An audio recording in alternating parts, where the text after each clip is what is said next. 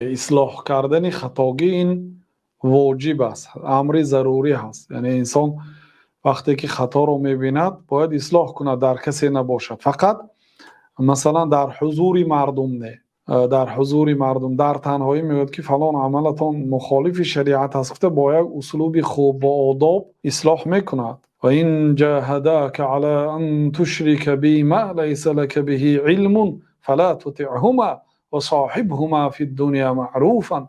اگر پدر و مادر تو را مجبور کند که به الله تعالی شریک بیاری، یعنی چخیلی گفته به خلاف امرهای شریعت امر میکند، میگوید یعنی شرک آور، یعنی این بت را عبادت کن یا این آتش را عبادت کن. گفته اگر پدر و مادر تو را مجبور کند، الله تعالی میگه که فلا تطعهما، اطاعت پدر و مادر نکن.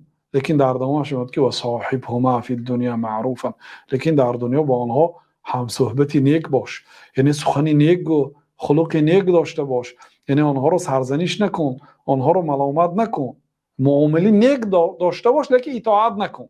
نماز نخوان بچه‌ام گفت، سطر نپوش، ریش نمان، مثلا قرآن نخوان که گفت اطاعت نکنید، لیکن آزارم ندهید. آن نیکی هایی که دستتان میبود همیشه اجرا کنید، سخن نیک گویید، با آنها قنات کبر را فرارید، یعنی خاکسار باشید با همراه پدر و مادر اگرچه کافر هستند، ولی اگر به خلاف شریعت امر کند اطاعت کرده نمیشه.